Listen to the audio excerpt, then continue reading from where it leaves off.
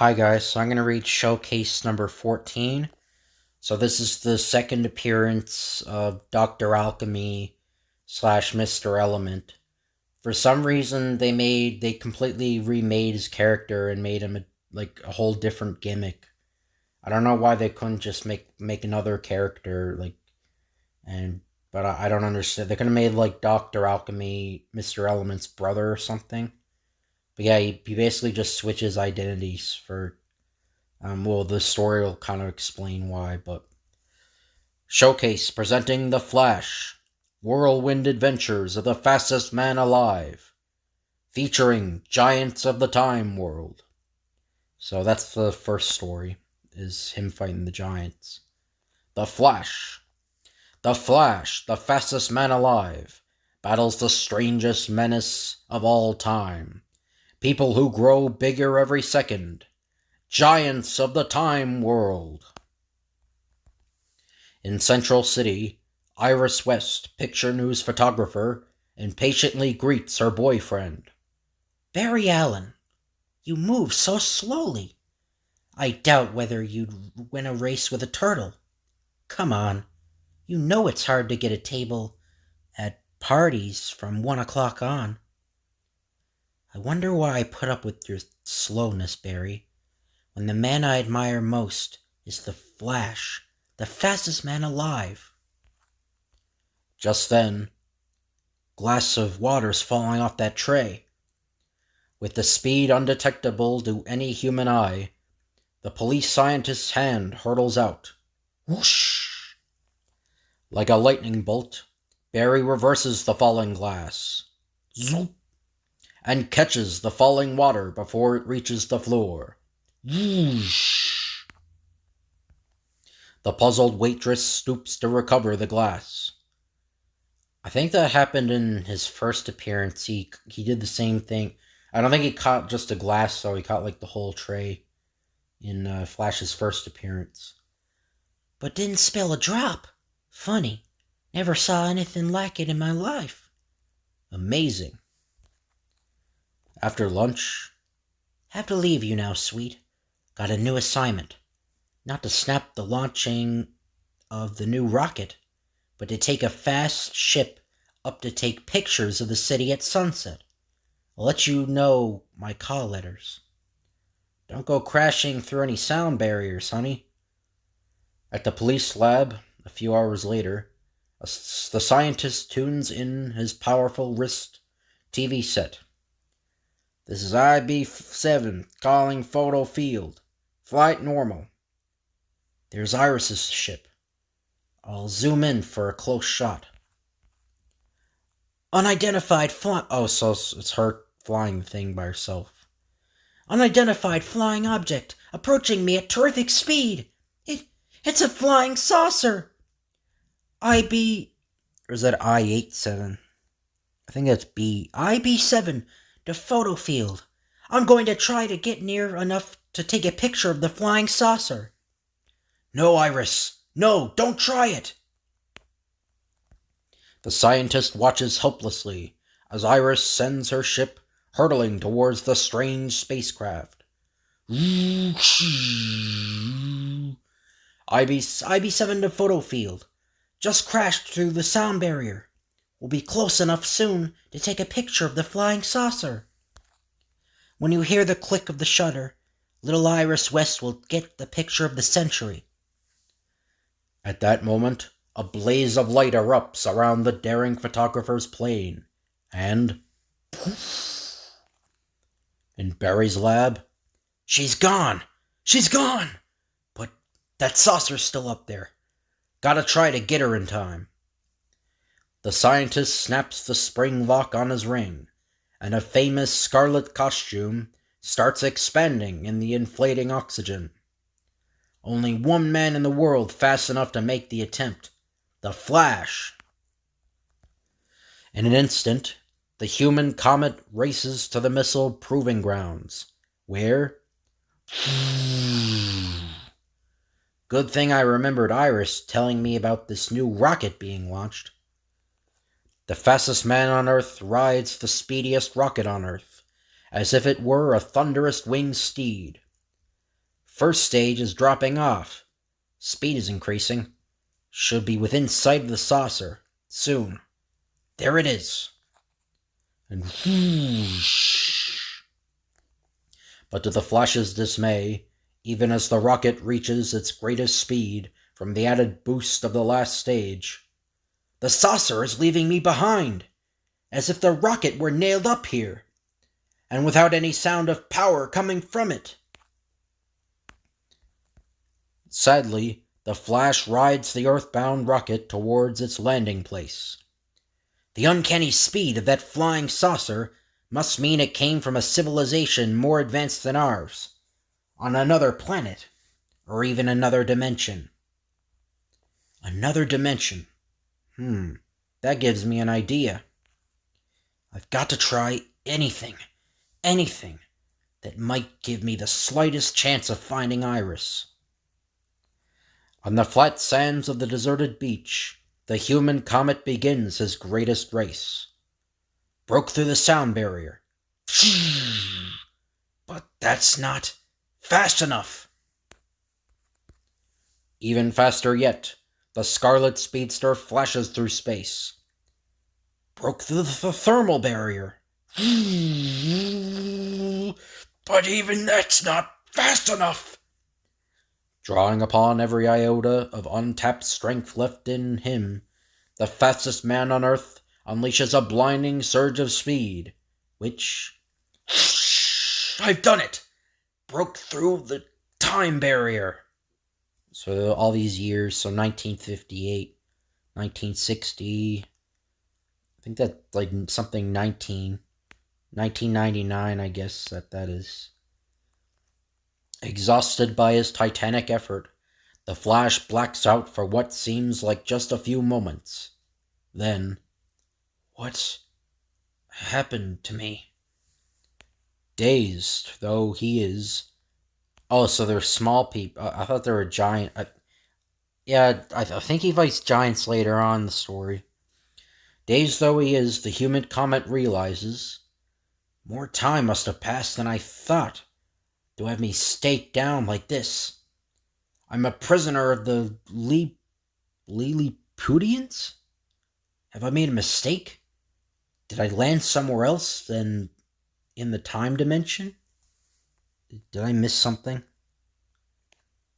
He must have fought this in another issue I didn't read, so these guys must have this must be their second appearance, I guess. And then ahead of him, so in that case I'll read their first appearance in another video. And then ahead of him, the captive sees a flying saucer landing field, filled with saucer launching sites, all aimed in one direction. Hey, three-dimensional man. Those solar explosive saucers are all timed to be fired at your world in 1 hour from now. Something's happening to this half-pint character. What did he mean by the... What? Okay, so he knows who they are. And now... Oh. And now here, he doesn't know who they are. Oh, I guess it's because he knows the species, I guess, but he doesn't know who this guy, who the guy speaking is, whatever. Our scouting saucers have given us all the information we need to destroy your puny defenses. It's happening again. It has taken us a century to erect these sites, but in an hour, your world will belong to us. And again, you're growing. That's it. You're growing. Getting bigger. Every second. A three-dimensional man. That's why we of the fourth dimension of time will conquer your puny world. Every hour we pass through a full life cycle. We are tiny like a second, then big as a minute, then gigantic as the hour ends. And before the Flash's astonished gaze, it's true! It's true! I'm not dreaming! The fantastic transformation takes place. So I think the him referring to the alien species. I think that was some sort of error, I think. I'm not entirely sure. But each passing second is turning them into giants. Until... Giants! A mountainous hand plucks the Flash from his bonds. Our last scouting saucer is just now returning with a three-dimensional specimen for our Museum of Invaded Planets. She will join you in this hourglass to be the sole survivors of your conquered world. It's the flying saucer that captured Iris. They're bringing her out now. With the flashing speed which still remains with him even in the fourth dimension, Flash vibrates out of the massive hourglass. Got to get Iris. Ant, you can't escape. Everyone, leap up and down. Suddenly, the ground beneath the Flash quivers and shakes as... They're trying to step on me. With breathless daring, the Scarlet Speedster hurls himself upward. Ground's no place for me. I'll hop on this character's boot cuff. Suddenly, the pounding feet stop at the leader's signal and... To the saucer, where the other three-dimensional creature is. That's where we'll find him. Stand here. He's sure to rescue his fellow prisoner. Then we'll have him. There's Iris, out of reach. How can I make that man-mountain set her down? Desperately, the human comet leaps onto the giant's boot. Only a matter of moments before they spot me. At irresistible speed, Flash vibrates his hand against the mountainous shoe until... This should do it. Smoke's beginning to rise. The next instant... Oh! I bet that's the first fourth-dimensional hotfoot in history. And then, amidst the confusion... Flash! Only you could have done it. We're not out of this fourth-dimensional prison yet, and somehow I've got to dispose of those explosive daggers aimed at the world's throat. Breaking open the container to free the lovely photographer. They're after us again. But what's happening to them? They're reducing in size again. This must mean they've completed a life cycle. An hour has passed, and the explosive saucers are timed to be fired at Earth. Again summoning undreamed of reserves of speed within him, the human comet hurtles across the launching site. Flash! They've been fired! You're too late! We'll see in an instant. Whoosh! As the Scarlet Speedster rockets at dazzling velocity around the field.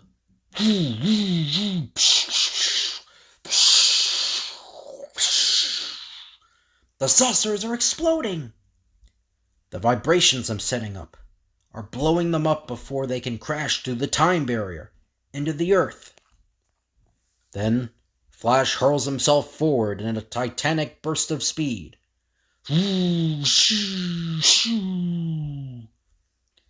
Now we've got to get out of here before we're caught up in those blasts.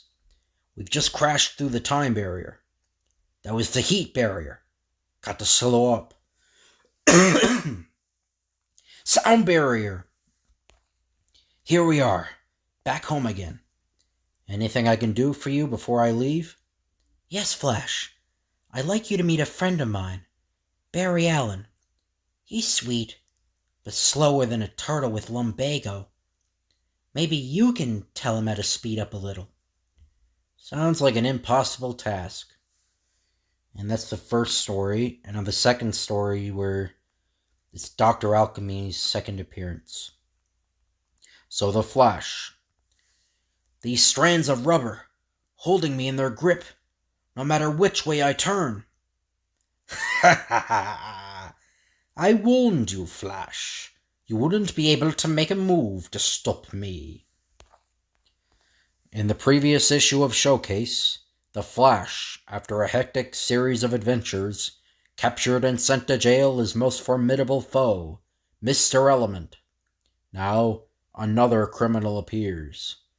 More bold, more daring, and possessing even greater uncanny powers than Mr. Element, the amazing Dr. Alchemy, who, to the Flash's astonishment, turns out to be a 2-in-1 criminal. The man who changed the Earth. At the police laboratory, where scientist Barry Allen, alias the Flash, works, I've got a date with Iris in 30 minutes. She's always complaining I'm late, so I'd better leave now and make sure. Suddenly, ring, ring. The phone. Don't tell me something's going to interfere with my being on time. Oh, Iris will never forgive me. Oh, hello, Iris. I'm leaving now. I definitely won't be late. Sorry, Barry, but this is one time I'm going to be late. Word has just come over the ticker tape here at Picture News. Mr. Element has broken jail, and I've got to cover the story. Mr. Element, my most dangerous foe. So I'm sorry, Barry. Barry? That's funny. The line went dead all of a sudden. At that moment, in a secret compartment in Barry's office, not a second to waste. If Mr. Element is on the loose again, it means the Flash must get on the job and stop him. Meanwhile, in a subterranean cave deep under the unsuspecting city, there is no more Mr. Element. I have adopted a new identity, one that would enable me to deal with my enemy, the Flash. From now on, I am Dr. Alchemy. Editor's note. Alchemy was an early and mysterious form of science, which concentrated on changing certain elements into other, more valuable elements. So I guess that's because it's both the gimmick's all about elements. So I guess that's why they kept him as like a different identity. But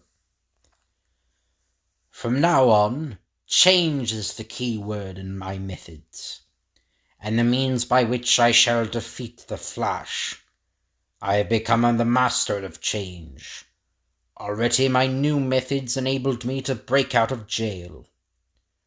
My cellmate, Ben Sniper, first put me on the right track, by accident. He kept talking about his lucky stone. And the one time I left my lucky stone home, I was nabbed by the police. And that's where your stone still is, at your home? From what he told me about that stone of his, it could be the most important find of my life. I must escape and get hold of it. I escaped by changing an ordinary spoon into a digging tool and dug my way out. Later, in Ben Sniper's room. Here it is. If I'm right, Sniper's lucky stone is really the famous Philosopher's Stone of medieval times. I must take it to my subterranean hideout and test it. Editor's note. A wonder stone having the reputed power to change one substance into another. Soon after, I discovered I was right. It works! By merely pressing a certain point on the stone and directing it at the lead pipe, I've changed it into gold. I experimented further with the stone. I'm learning how to control the stone. Depending on where I press it, I can cause different substances to change in different ways.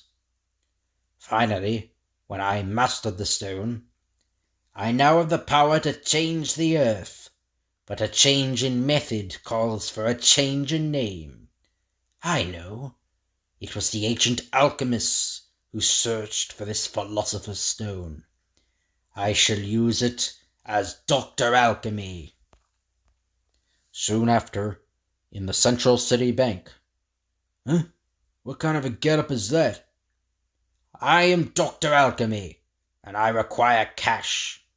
I shall take what I need from the vaults of this bank, and no one will be able to stop me. Not even the Flash. Meanwhile, a human comet streaks back and forth across Central City. If Mr. Element strikes again, I'm bound to run into him sooner or later. As the Flash speeds by the Central City Bank. Golly, it's the Flash! He stopped short so fast, he made smoke come from the pavement. That strangely garbed figure. It looks like Element, but the Flash! The next moment, as Dr. Alchemy rushes back into the bank. It is Element, in a new outfit. Ha ha ha! I've changed, Flash, and you're about to change too. As the amazing criminal pours a bag of coins into the bank's automatic coin counter. What in the name of super speed can he be doing? I could grab him, but he's aroused my curiosity. Then, observe, my hasty friend. This coin counter normally ejects coins at great speed. But when I point my stone at the flow, the metal of these coins is changed to quicksilver. As the stream of mercury, or quicksilver, pours at the oncoming Scarlet Speedster, can't get a footing. This liquid metal under my feet is as slippery as ice. Though he runs as fast as he can, the fastest man alive stays in the same position. Farewell, Flash. We'll be meeting again, with the same happy results for me. Got to get at him. Can't let him get away. Finally, with a superhuman effort, Flash edges out of the super slippery surface. Made it. I'm on firm ground again. Outside the bank, no sign of him. Unless that figure just vanishing down that subway entrance. In the blink of an eye, the Flash is underground. Platform clear. He must have gone into this train that's pulling out. Without hesitation, the world's fastest human boards the train. I'll grab him when the train stops at the next station. It's the end of the line. He's bound to get off. But at the exit, it's the rush hour. He can only easily lose himself in this huge crowd. Outside, as the throng scatters in different directions, he must have slipped on a coat to disguise that uniform of his. But where is he? Flash will spot me in a moment. Then, someone going into that abandoned building excavation, waving to me. A split second later, I was right. I've trailed you to your hideout. Wrong. I let you trail me here on purpose. I wanted to prove to you how completely helpless you are to stop me. You're going to prove it with that stone? As the Master of Change points his extraordinary stone. Yes, observe. As I press a secret part of this stone and point it at the walls of my cavern. Observe the change that comes over them. Oh, the next instant, before the world's speediest human can make a move, the sides of this cave have suddenly become shining crystal, and hundreds of reflections of myself are converging on me from all directions, blinding me. Ha ha ha ha ha ha! My foes disappeared, and this glare from the crystals is preventing me from finding the way out. On an inspiration, the fastest man alive picks up a piece of rock at his feet, and my only chance is to break these shiny surfaces, to cut down the glare. In a twinkling, Flash carries out his plan. It's working! With the glare reduced, crack! I can see the door I came in now."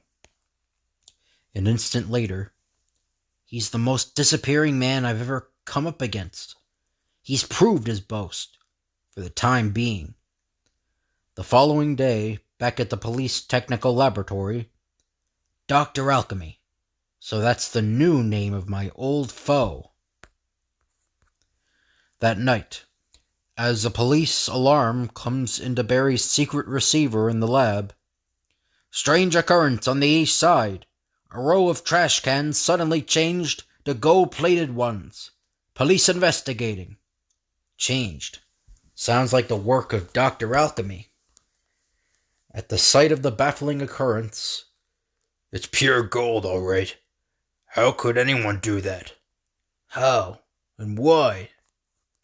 Meanwhile, on the west side of town, "While Flash and the police scour the east side for me, on the clue I carefully left them there, I can take myself here on the west side and do a job on this safe." "But then, I suspected you were out to throw me off the track, Dr. Alchemy, so I hunted in this part of town at super speed until I found you. I'm always prepared for these surprise meetings of ours, Flash. Watch as I put on another dazzling display with my Philosopher's Stone, by changing the air of this room into strands of rubber, making you helpless to prevent my getaway." The next instant, a web of clinging rubbery material surrounds the Scarlet Speedster. "This rubber, clinging to me, holding me in its grip no matter which way I turn. I've got to find a way out. Fast." In the emergency, the trapped crime fighter comes up with an idea. "I can move a little, and by working back and forth swiftly, this way, I'm gradually widening my arc of swing, as the rubber throws me back each time. Wider grows the Flash's swing, until finally, I'm springing loose from the rubber." In a flash, the world's fastest human overtakes his archenemy. "Flash! You escaped and grabbed my precious stone!" "You won't be needing it, Dr. Alchemy, where you're going, and I have plans for your wonder weapon." Working up to tremendous speed, Flash hurls the stone skyward. "I'm going well over 25,000 miles an hour now, and by throwing the stone into space, I'm making sure it will never return to Earth." Editor's note: any object moving 25,000 miles an hour or faster will escape from the Earth's gravitational field and never return. Soon after, at police headquarters, "I've got a customer for you, officer." "Dr. Alchemy, thanks, Flash. This time we'll keep him under 24-hour guard." As the Scarlet Speedster starts homeward, first he was Mr. Element, then Dr. Alchemy, but he's going to undergo an even bigger change now, from a name to a number in jail. Later that evening, at a restaurant, "Barry, I thought you turned over a new leaf, but you're late again." "Sorry, Iris, but that Dr. Alchemy case kept us hopping over at headquarters." "Well, thanks to a real man like Flash, you won't have to worry about Dr. Alchemy anymore. You ought to thank Flash." "I will, Iris. Now let's eat. I had a hard day." And that's the end. So I hope you guys enjoyed this video. If you could like, comment, and subscribe, that'd be appreciated. Thank you all for watching, and I'll see you guys later.